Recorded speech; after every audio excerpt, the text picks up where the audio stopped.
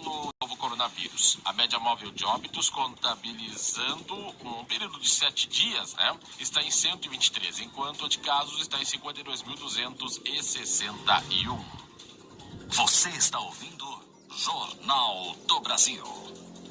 A assessoria do Ministério da Mulher, da Família e dos Direitos Humanos informou ontem que a ministra Damares Alves, titular da pasta, testou positivo para a Covid-19 após apresentar sintomas leves da doença. O resultado do exame saiu na segunda-feira, segundo o informe. De acordo com a pasta, a ministra passa bem e faz isolamento desde a última semana. Damares Alves já tomou 2 doses da vacina Pfizer contra a Covid-19 e fará novo teste de detecção do vírus depois de cumprir a quarentena. Além de Damares, outros 14 integrantes do primeiro escalão do governo federal já contraíram a doença. Tarcísio de Freitas, Infraestrutura, Marcelo Queiroga, Saúde, Tereza Cristina, Agricultura, Bruno Bianco, AGU, Fábio Faria, Comunicações, Braga Neto, Casa Civil, Wagner Rosário, Controladoria Geral da União, Marcos Ponte, Ciência, Tecnologia e Inovações, Onix Lorenzoni, Trabalho e Previdência, Milton Ribeiro, Educação, Luiz Eduardo Ramos, Secretaria-Geral, Augusto Heleno, Gabinete de Segurança Institucional, Bento Albuquerque, Minas e Energia, e Roberto Campos Neto, o presidente do Banco Central. O presidente Jair Bolsonaro e a primeira-dama Michele Bolsonaro também já contraíram a doença. Jornal do Brasil. O ministro da Saúde, Marcelo Queiroga, afirmou ontem que o recente aumento do número de casos de Covid-19 no país está relacionado às festas de fim de ano, o que, segundo ele, não foi algo estimulado pelo governo federal. Segundo Queiroga, ainda nesta semana, o governo apresentará a posição oficial sobre uma eventual política para aprovação dos autotestes, o que poderá ampliar a capacidade de testagem por meio dos exames a serem adquiridos em farmácias. Queiroga disse que, em reunião no dia 11, que foi na terça-feira, o ministro da Economia, Paulo Guedes, obteve garantias de que não faltará suporte para estados e municípios se aumentar a pressão sobre o sistema hospitalar e for preciso habilitar mais leitos de terapia intensiva sobre o recente aumento do número de pessoas contaminadas pela variante Ômicron. O ministro confirmou que as unidades básicas de saúde, as UBSs, vêm recebendo um número maior de pacientes. Queiroga lembrou que o Brasil conta com 58 mil UBSs e 53 mil equipes de saúde da família e que com a ampliação orçamentária de 17 milhões de reais para 25 milhões de reais, o país terá condições de enfrentar a pandemia. Ele reiterou que o vírus está sofrendo mutações e criando dificuldades no mundo inteiro, e que, nesse sentido, a principal ação deve ser a campanha de vacinação visando a ampliação da dose de reforço. O ministro alertou, no entanto, que para o sucesso desse enfrentamento é necessária a colaboração de estados e municípios, principalmente com relação ao avanço nas aplicações da segunda dose e da dose de reforço. Queiroga chamou a atenção para a situação de alguns estados, principalmente da região norte, onde os níveis de aplicação da vacina estão baixos. Queiroga disse que assiste-se ao aumento do número de casos, mas ressaltou que ainda não há pressão sobre os estados. De acordo com Queiroga, a Agência Nacional de Vigilância Sanitária, Anvisa, consultou o Ministério sobre uma eventual política para aprovação dos autotestes, neste momento em que é necessário aumentar a capacidade de testagem. Na avaliação do ministro, a expertise adquirida durante os períodos de pico da pandemia ajudará a evitar problemas como os ocorridos anteriormente, de falta de fornecimento de oxigênio nos hospitais. Você está ouvindo Jornal do Brasil. E a segunda edição da pesquisa Músicos AZ Comercial Pandemia, realizada pela União Brasileira de Compositores, UBC, em parceria com o CRIO, Laboratório de Ideias da Escola Superior de Propaganda e Marketing, ESPM, mostra que 89% dos músicos tiveram perdas em função da pandemia da Covid-19 em 2021 e 50% dos trabalhadores do setor perderam toda a sua renda. O cenário sinalizado é de crise continuada. O levantamento ouviu cerca de 611 músicos associados ou não à UBC e 37 empresas ligadas ao setor de eventos de todos os estados do país em dezembro último. Entre os artistas, 89% afirmaram que passaram a ganhar menos menos dinheiro durante a pandemia, alta de 3 pontos percentuais em relação a 2020, quando 86% afirmaram terem sofrido perdas. A maior parte dos profissionais ouvidos é formada por homens, 84%, contra 15% de mulheres. Em sua maioria, os entrevistados estão na faixa etária de 31 a 50 anos, 57%, tem ensino médio, 32%, ou superior, 27%, e estão distribuídos no Rio de Janeiro, 26%, São Paulo, 19%, Bahia, 11%, Minas Gerais e Rio Grande do Sul, 9% cada, e Pernambuco, 6%. Os demais estados englobam outros 19%. De acordo com a UBC, autores, instrumentistas, cantores e produtores são os profissionais mais comuns da cadeia produtiva. A faixa de renda mínima que eles disseram necessitar para se manter varia entre R$2.000 e R$3.000 por mês, embora 19% tenham afirmado que precisam arrecadar, melhor dizendo, mais de R$5.000 mensalmente para poderem sobreviver. Entre todos os entrevistados, 46% trabalham unicamente com a música. A intenção da UBC é criar um índice anualizado para o setor, para sentir o impacto da pandemia do novo coronavírus no mercado ao longo do tempo. Além dos artistas, a crise atingiu os mais diversos elos da cadeia produtiva do setor. Entre as empresas ouvidas pela pesquisa, 33% tiveram que diminuir os salários dos colaboradores desde que se iniciou o isolamento social, e somente 40% não precisaram demitir funcionários nesse período. Entre os artistas que tiveram suas receitas totalmente interrompidas devido à Covid-19, 50% afirmaram ter perdido 100% do que ganhavam com música antes da pandemia. 25% dos entrevistados perderam até 50% e os 25% restantes tiveram queda de até 80% dos rendimentos. Apesar da queda brutal da receita, a esperança em dias melhores permaneceu existindo entre os músicos brasileiros. 53% dos entrevistados manifestaram que pretendem continuar trabalhando apenas com música, embora diversificando suas atuações nesse mercado. 30% seguirão se dedicando à carreira da mesma maneira, 3% pretendem seguir no mercado, mas diminuir a atuação com música e focar em outra profissão complementar, e 2% pretendem deixar de trabalhar com música. O levantamento revela ainda que 46% dos entrevistados têm sua renda totalmente proveniente da música, enquanto 18% já começaram a procurar outras atividades por causa da pandemia, e 35% afirmaram que já tinham outros trabalhos anteriormente. A maioria dos consultados confia no retorno positivo das plateias nas apresentações ao vivo. 39% acham que os eventos terão grande adesão de público devido à demanda reprimida do isolamento social. 34% acreditam que shows e eventos terão adesão controlada, seguindo os protocolos das agências sanitárias, e 11% afirmaram que apresentações ao vivo terão baixa adesão de público devido ao medo de novas variantes. Vamos falar de esporte? Agora, no Jornal do Brasil, placar esportivo. E o Chelsea está na final da Copa da Liga Inglesa. Na quarta-feira, derrotou o Tottenham na disputa do segundo jogo por 1-0 na casa do adversário. Garantiu a classificação com tranquilidade, já que havia vencido já o primeiro jogo de ida, né? O primeiro jogo por 2-0. O zagueiro alemão Antônio Rüdiger fez o gol da vitória. 5 vezes campeão do torneio, o Chelsea não conquista o título desde 2015. Agora o Chelsea espera o adversário na decisão, que será do confronto entre Liverpool e Arsenal na outra semifinal. Por causa do surto de Covid-19, no Liverpool, o jogo de ida não foi disputado semana passada. A primeira partida será hoje em Liverpool e a volta está marcada para o dia 20 em Londres. A decisão, 27 de fevereiro em Wembley. E em grande jogo na tarde de ontem na Arábia Saudita, né? O Real Madrid fez valer sua boa fase em clássicos contra o Barcelona, venceu pela quinta vez consecutiva e avançou à final da Supercopa da Espanha 2022. O time de Xavi foi valente, buscou o empate por 2 vezes, mas acabou derrotado na prorrogação, com gol marcado por Valverde, após jogada construída por brasileiros. Agora os merengues aguardam o vencedor de Atlético de Madrid e Atlético Bilbao, que acontece hoje. Vini Júnior abriu o placar aos 25 minutos, em bom chute de pé esquerdo, após passe do Benzema. Ainda da primeira etapa, aos 43, Dijon, que contou com a sorte num vacilo de Éder Militão e empatou. Na volta do intervalo, mesmo após pressão adversária, o Real conseguiu o segundo gol com camisa 9 mandando para a rede. Depois cruzamento de Carabarral, Ansu Fati sozinho na área anotou 2-2 de cabeça aos 38. Na prorrogação, as primeiras boas chances, melhor dizendo, foram do Barcelona, mas no contra-ataque foi decidida a partida. Casemiro iniciou a jogada pelo meio, acionou Rodrigo, que entrou na área, cruzou, Vini Júnior fez corta-luz e a bola chegou até Valverde, verde que dominou e mandou pro fundo da rede de Der Stegen. Festa merengue, portanto, na Arábia Saudita. Fica por aqui o Placar Esportivo e o Jornal do Brasil. Grande abraço a todos e até amanhã. Você ouviu? 7 horas e 41 minutos. Previsão do tempo. Centro-Oeste. Para hoje, sexta-feira, 14 de janeiro de 2022, o sol predomina e o tempo volta a ficar firme no Distrito Federal.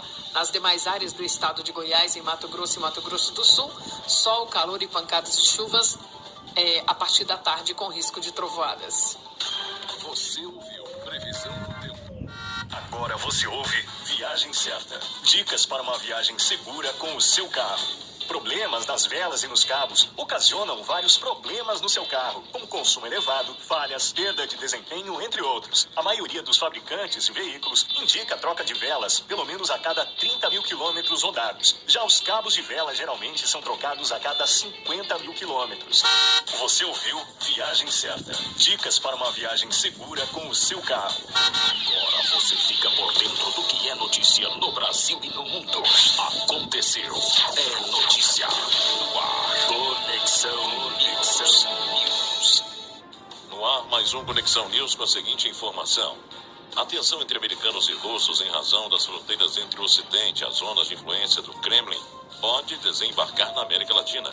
Nesta quinta-feira, um dos principais negociadores do governo de Vladimir Putin não excluiu a possibilidade de que, se Washington não revir sua posição sobre a expansão da OTAN e de seu apoio aos países que fazem fronteira com a Rússia, Moscou não descarta considerar o envio de soldados para Cuba e Venezuela.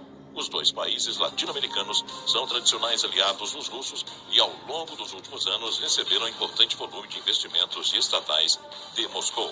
Americanos e russos realizaram nesta semana reuniões consideradas como estratégicas para tentar desmontar a tensão entre as duas potências, mas os encontros fracassaram em estabelecer um processo negociador. A Casa Branca quer que Moscou retire de forma imediata 100 mil soldados que foram destacados pelos russos para a fronteira com a Ucrânia e alertou que, em caso de uma invasão, sanções serão aplicadas. Esse foi mais um Conexão News. Você ouviu Conexão News.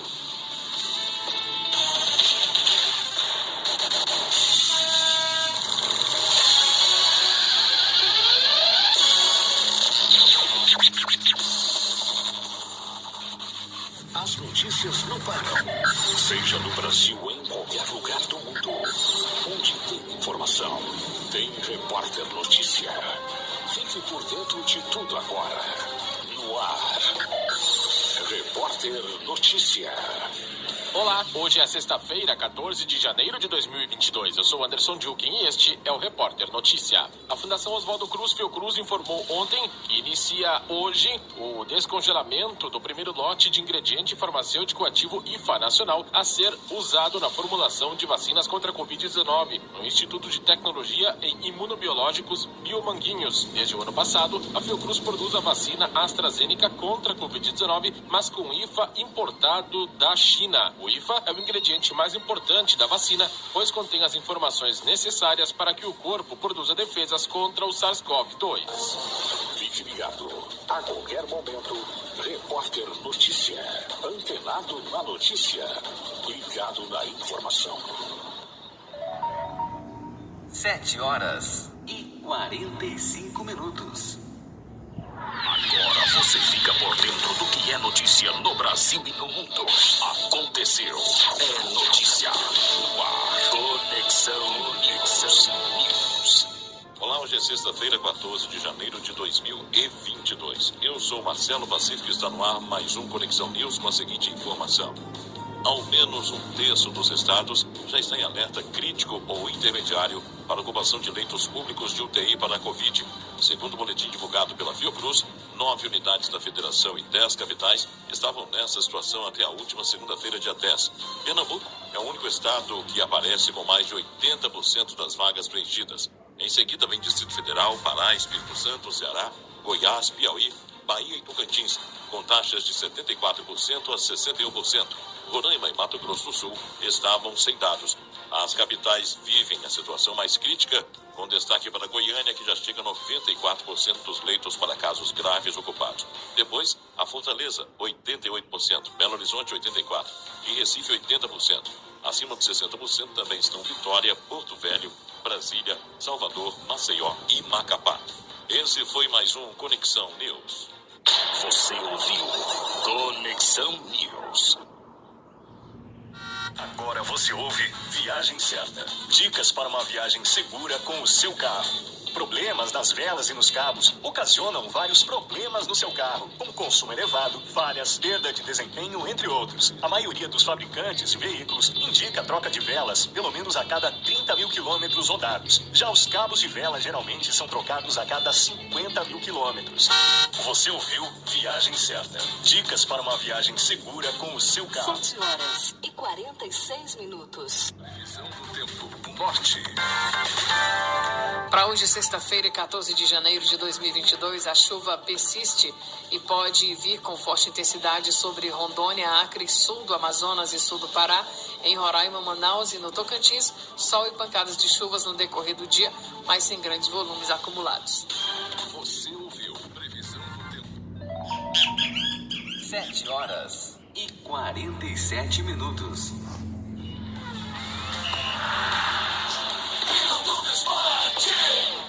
O ex-piloto de Fórmula 1, Juan Pablo Montoya, vai disputar as 500 milhas de Indianápolis em 2022 pela Arrow McLaren. Ele que já venceu 2 vezes a prova, em 2000 pela Chip Ganassi e em 2015 pela Penske. Segundo Montoya, ele está empolgado em retornar a Indianápolis com a Arrow McLaren para competir em uma corrida que tem um lugar especial em seu coração.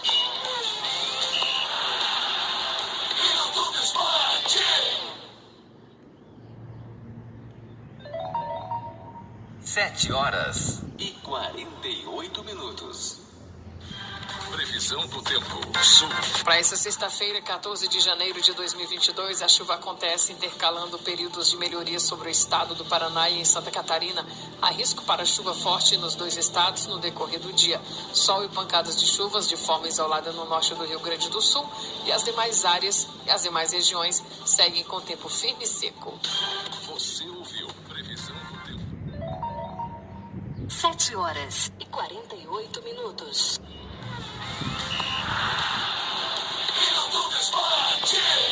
O argentino Antônio Mohamed, de 51 anos, mais conhecido como Turco, é o novo técnico do Atlético Mineiro.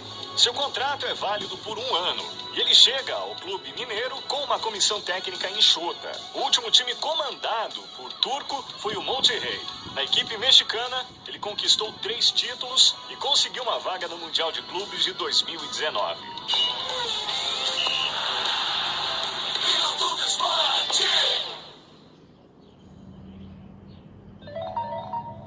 7h49. Previsão do tempo. Sudeste. Para hoje, sexta-feira, 14 de janeiro de 2022, o sol predomina em todas as áreas da região sudeste e a chuva perde força se comparada aos últimos dias. Chove de forma isolada e sem grandes volumes em São Paulo, sul e oeste de Minas Gerais e no centro-sul do Rio de Janeiro. As demais regiões seguem com tempo firme. Você ouviu Previsão do tempo. 7h49.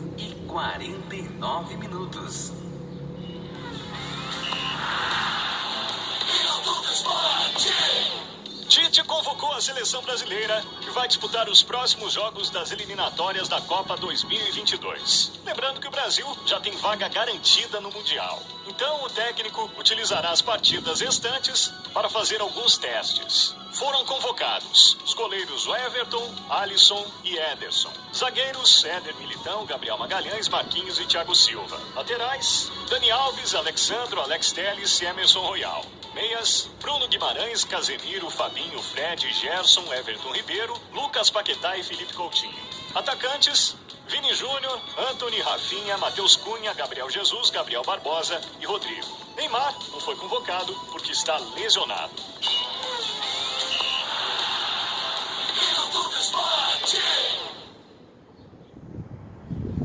7h50. Agora você fica por dentro do que é notícia no Brasil e no mundo. Aconteceu. É notícia.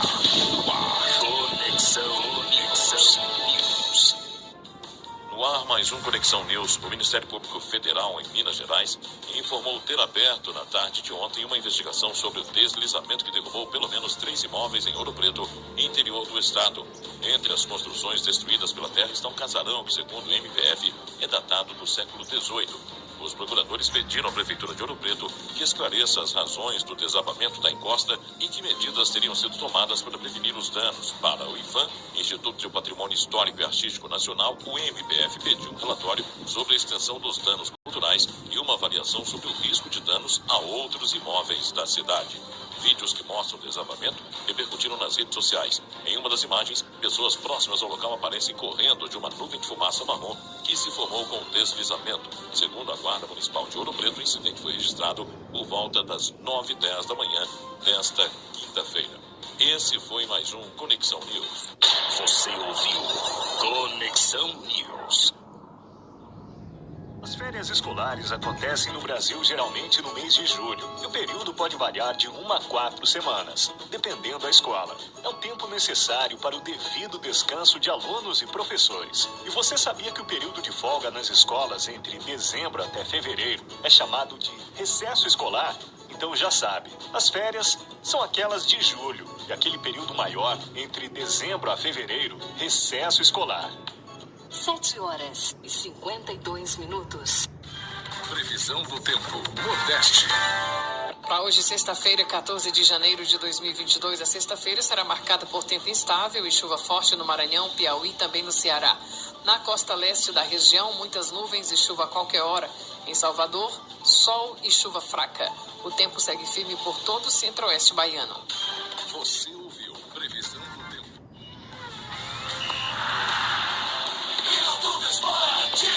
O técnico da seleção brasileira, Tite, revelou durante a última convocação que não chamou Renan Lodge porque o lateral esquerdo, que atua no Atlético de Madrid, não se vacinou a tempo contra a Covid-19.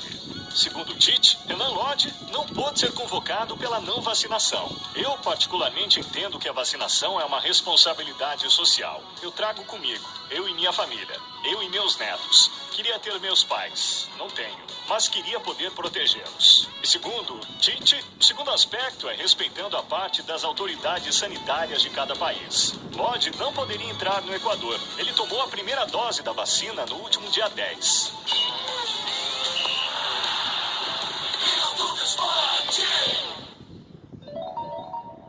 7h53.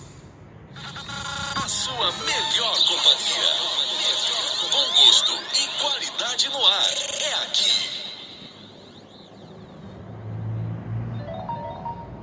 7h54. As notícias no painel. Seja no Brasil ou em qualquer lugar do mundo. Onde tem informação, tem Repórter Notícia. Fique por dentro de tudo agora. No ar. Repórter Notícia. Ministro da Saúde, Marcelo Queiroga, disse ontem que a campanha de imunização infantil contra a Covid-19 será monitorada para identificar possíveis reações adversas às vacinas. No entanto, o ministro ponderou que a vacina da Pfizer já foi aplicada em milhões de crianças em outros países e não tem apresentado problemas. Chegaram ontem, no aeroporto de Viracopos, no interior paulista, 1,24 milhão de doses da vacina contra a Covid-19 para crianças do laboratório norte-americano Pfizer. O carregamento é o primeiro de 3 lotes que devem chegar ao Brasil até o fim do mês. Fique ligado. A qualquer momento, Repórter Notícia. Antenado na notícia. Ligado na informação. 7h55. Agora você fica por dentro do que é notícia no Brasil e no mundo. Aconteceu. É notícia. No ar. Conexão News. No ar, mais um Conexão News com a seguinte informação para você. Subiu para 374 o número de cidades em situação de emergência devido às fortes chuvas que atingem Minas Gerais nas últimas semanas. O número corresponde a 43% de todo o estado, que possui 853 municípios. Segundo informações divulgadas nesta quinta-feira pela SEDEC, Coordenadoria Estadual de Defesa Civil, Minas contabiliza até agora 26.492 pessoas desalojadas e outras 4.047 que estão desabrigadas. São 25 mortes desde o início do período chuvoso, 5 somente em Brumadinho. Na lista de cidades em situação de emergência constam a capital Belo Horizonte, Nova Lima, Betim, Montes Claros, Governador Valadares, Caratinga, Teófilo Otoni e Pará de Minas, que lançou até mesmo um alerta pedindo a moradores para deixarem as suas casas devido ao risco de rompimento de uma barragem, dentre outras. Esse foi mais um Conexão News. Você ouviu Conexão News. 7h56. As notícias não param. Seja no Brasil ou em qualquer lugar do mundo. Onde tem informação, tem Repórter Notícia. Fique por dentro de tudo agora. No ar. Repórter Notícia. O setor de serviços cresceu 2,4% na passagem de outubro para novembro, após 2 meses de taxas negativas, recuperando a perda acumulada de 2,2%. Com o resultado de novembro, o setor ficou 4,5% acima do patamar pré-pandemia de Covid-19, registrado em fevereiro de 2020, mas está 7,3% abaixo do recorde alcançado em novembro de 2014. Os dados são da pesquisa mensal de serviços divulgada ontem pelo IBGE. Fique ligado. A qualquer momento, Repórter Notícia. Antenado na notícia. Ligado na informação. 7h57. Agora você ouve Viagem Certa. Dicas para uma viagem segura com o seu carro. Problemas nas velas e nos cabos ocasionam vários problemas no seu carro, como consumo elevado, falhas, perda de desempenho, entre outros. A maioria dos fabricantes de veículos indica a troca de velas pelo menos a cada 30 mil quilômetros rodados. Já os cabos de vela geralmente são trocados a cada 50 mil quilômetros.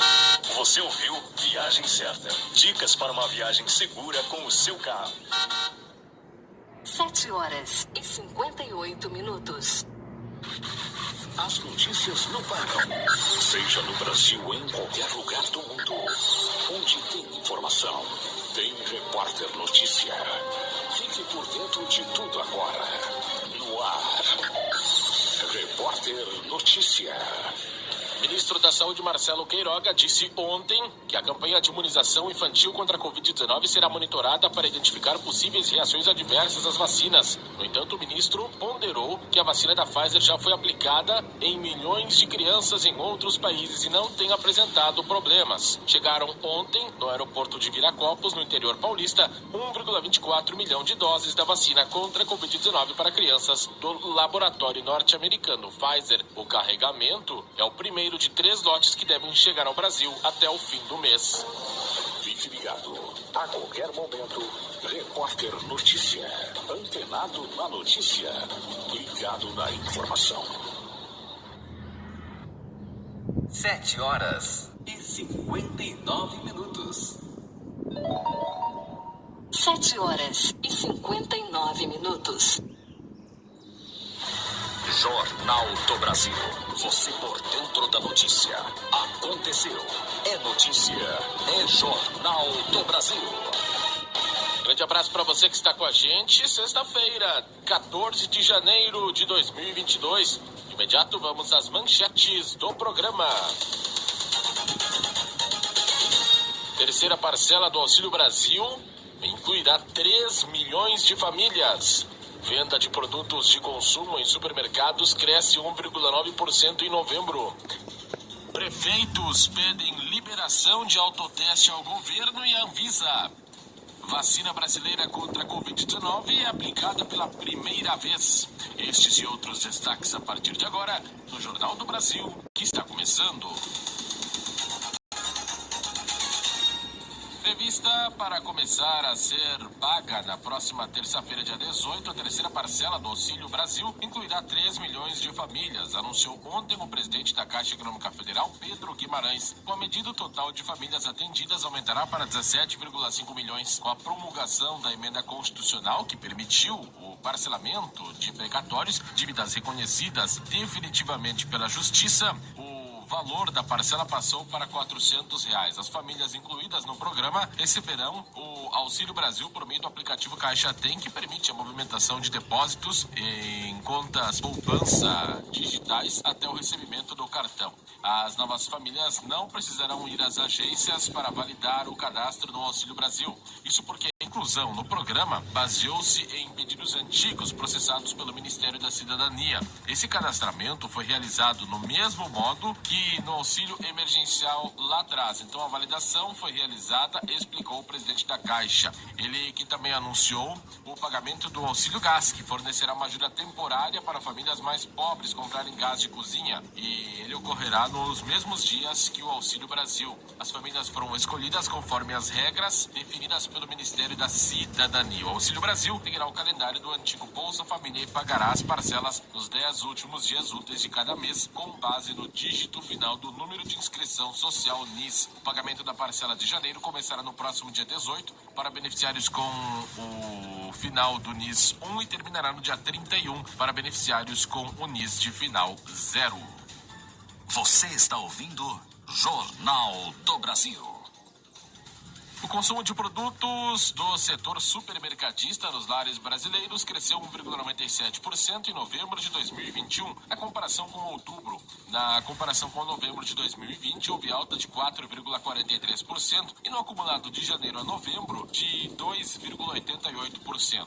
Os dados foram divulgados ontem pela Associação Brasileira de Supermercados, Abras. Segundo o vice-presidente institucional da Abras, Márcio Milan, o crescimento de novembro ante o mesmo mês do ano anterior deve ser analisado pensando, melhor dizendo, nas restrições existentes naquele período. Milan disse que também contribuíram para o aumento do consumo as ações promocionais dos supermercados em novembro, a diversidade de marcas com alternativas para os consumidores de menor poder aquisitivo e o pagamento do 13º aos trabalhadores assalariados. Mesmo com o anúncio de medidas restritivas por causa do aumento dos casos de influenza e Covid-19 feito pelo governo paulista, o setor não tem intenção de implantar ações para reduzir o movimento de pessoas nos supermercados, disse o dirigente da Abras. De acordo com o Milan, a orientação neste momento é que todas as lojas reforcem os cuidados com os consumidores, principalmente onde há mais contato, como nas áreas onde ficam as cestinhas e os carrinhos, intensificando a limpeza, e além disso ele recomenda que continue a vigilância constante sobre o uso de máscaras de proteção, oferta de álcool em gel para limpeza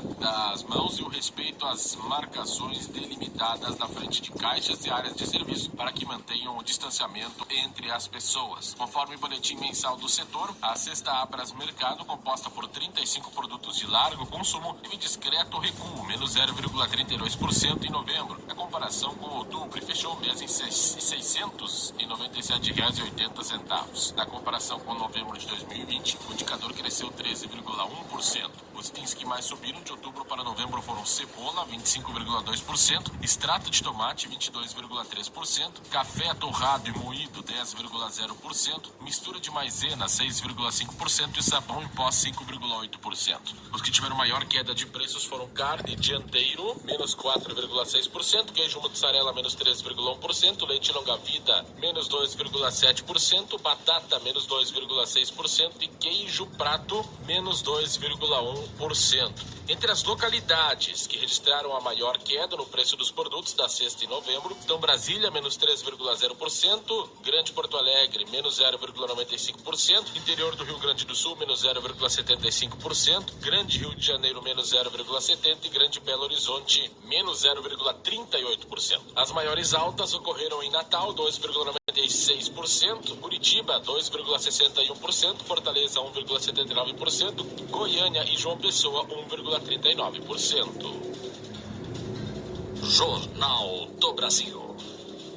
O consórcio Conectar, associado à Frente Nacional de Prefeitos, pediu ao Ministério da Saúde e à Agência Nacional de Vigilância Sanitária, Anvisa, a liberação da venda em farmácias de teste de Covid-19 para uso próprio. A solicitação foi apresentada diante do crescimento dos casos de Covid-19 em todo o país, impulsionada pela variante Ômicron. O propósito da liberação para comercialização do chamado autoteste é permitir uma estratégia de testagem massiva no Brasil, né? O exame para o diagnóstico da Covid-19 é condição importante, segundo a entidade, para as medidas de isolamento dos infectados. No ofício, a frente dos prefeitos caracterizou o autoteste como uma das grandes estratégias para o enfrentamento da pandemia de Covid-19, já empregada com sucesso por alguns países. O consórcio também solicitou ao Ministério da Saúde o envio de mais testes para os municípios, como forma de massificar a estratégia de diagnóstico da doença.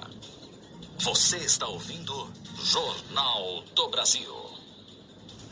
A vacina brasileira contra a Covid-19 deu um importante passo ontem, data em que iniciou o primeiro estudo clínico que aplicará o imunizante em 90 voluntários, melhor dizendo, em idades entre 18 e 55 anos de idade. A fase 1 do estudo escolherá de forma randomizada a dose mais segura e o regime de doses que estimula a resposta durável de anticorpos que neutralizam o organismo contra o coronavírus. Vamos agora medir a resposta imunológica específica e avaliar a imunidade celular dos participantes, explicou o médico infectologista Roberto Badaró, responsável pela pesquisa e pelo desenvolvimento da vacina, em cerimônia ocorrida na sede do Serviço Nacional de Aprendizagem Industrial, SENAI, em Salvador. A expectativa do pesquisador é de que a primeira fase do estudo seja concluída em 3 meses e que, se tudo der certo, em 1 ano ou pouco mais, a vacina já esteja disponível. Na fase 2, que terá a participação de 400 voluntários, será testada a eficiência da vacina. E na fase 3,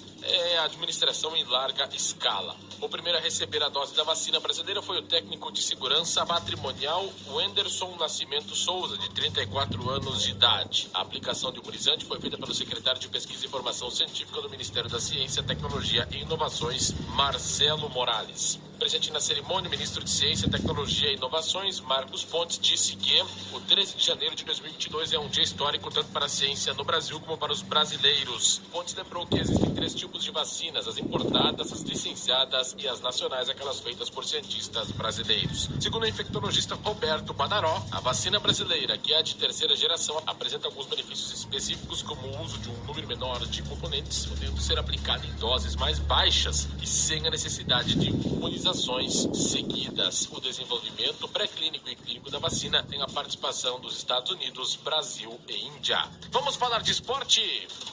Agora, no Jornal do Brasil, placar esportivo. O Desportivo Brasil, olha só, e mais uma zebra na Copinha. Venceu o Ceará por 2-0 na tarde de ontem no estádio Ernesto Rocco, em Porto Feliz. Duelo válido pela segunda fase da Copa São Paulo de Futebol Júnior. Em ritmo alucinante, os donos da casa logo abriram vantagem no placar. Aos 4 minutos, Giovanni Moraes inaugurou o marcador. Aos 19, David Braga ampliou e decretou a classificação do Desportivo. O Desportivo Brasil agora enfrenta na terceira fase o IAP Maranhão, que venceu e eliminou São Bernardo ontem também, em partida disputada no estádio Jaime Sintra, em Jundiaí. Lembrando, que os dois times se enfrentaram na fase de grupos da Copinha, com vitória do time do Maranhão por 1-0. E depois de adiamento por conta de casos de Covid, Liverpool e Arsenal entraram em campo na quinta-feira, ontem, pelo jogo de ida da semifinal da Copa da Liga Inglesa, e ficaram no 0-0. Porém, o resultado pode ser comemorado como uma vitória pelo Arsenal, porque eles tiveram o Saka expulso e ainda com 23 minutos do primeiro tempo, ou seja, no início do jogo, E o time se segurou bem, mas viu os Reds criarem algumas chances perigosas apenas ao fim do jogo. As 44 da etapa final foi a mais desperdiçada, melhor delas, sem goleiro dentro da área, melhor dizendo. O Chelsea, que bateu o Tottenham na outra semifinal, aguarda o rival na decisão. Na próxima quinta, dia 20, o Arsenal recebe o Liverpool em seu estádio. Quem vencer se classifica. Fica por aqui o placar esportivo do Jornal do Brasil. Bom fim de semana a todos. Um grande abraço. Você ouviu Jornal do Brasil.